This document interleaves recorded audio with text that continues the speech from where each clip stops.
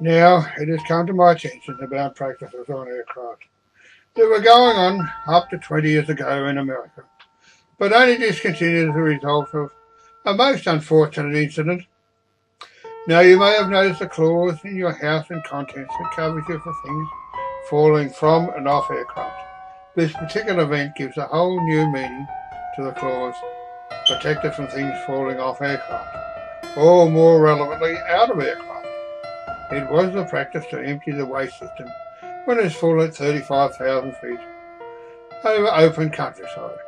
Now, someone in a moment of complete and total loss of brain function, or who was totally brain dead at the time, decided to empty the waste over a residential area at 35,000 feet, thinking it couldn't possibly affect those below, and even if it did, they wouldn't know where it came from. When one releases things like that, at that height, the extreme cold freezes everything instantly. So one has a tendency to have these huge brown snowballs, some weighing up to 20 kilos, raining down on the unsuspecting residents below. I have to say the reaction was not long in coming. The calls to the local radio station to what the hell was going on.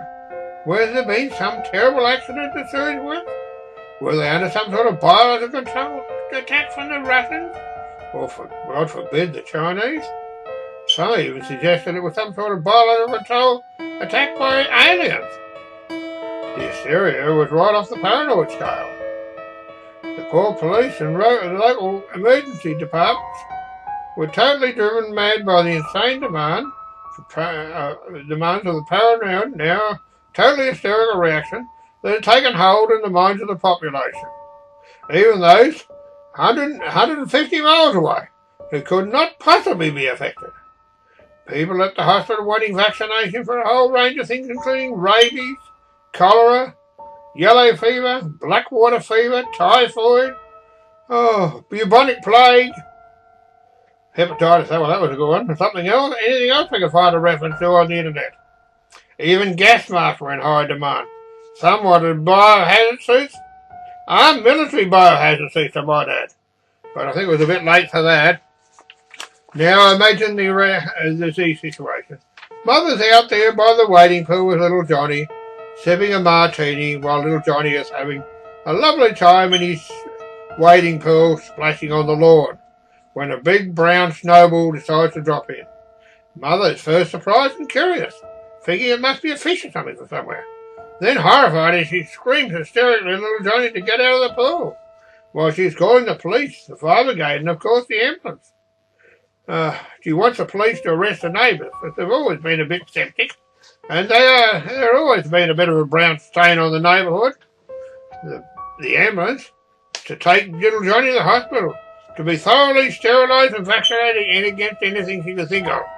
Now the pool fire brigade, she wants him to spray it with foam, take it and the pool and the lawn around and under to a depth of 30 centimetres into a biohazard container and take it away. Now for those who are even less fortunate enough to have one of these 20 to 30 kilo brown snowballs funded down on their roofs from a great height, when they hit the roof, go right through the tiles, right through the ceiling, landing on the carpet in the lounge. The unfortunate house owner finds himself in the possession of a large, brown, suspiciously smelly frozen ball, which is fast melting on the carpet, leaving a nasty stain. Well, what to do? Call the emergencies up. Police, fire brigade. Maybe even the bomb squad. Who knows, it may be some kind of dirty bomb. What do? Leave it there until the insurance assessor gets there? Who's going to clean and sterilise the house? Where do we go in the meantime? Lots of questions. Better ring the better half. Now, should we be lucky enough to have one of these brown bombers crash through the tile, but not the ceiling, it can be a little bit of a problem remove it from the roof cavity, as no one wants to get into a confined space with it, and nobody really wants to get that close. But there's an upside. With a large smelly ball residing in your roof cavity, it's almost guaranteed to remove those nasty little furry nocturnal friends like gerbils, wombles, bandicoots, possums, raccoons, Oh, and if you're unfortunate enough to have raccoons, well, yeah, oh, them too. Yeah, oh, you nasty little fellows there. This should rid you of any of those afflictions, but you will need a very good house deodorant for quite a while in the house. Should the ceiling develop a nasty brown stain, then a good sealer is recommended before repainting the ceiling. Now, just a note, it may be of interest to some of you who are planning a visit to the USA. You don't need to worry.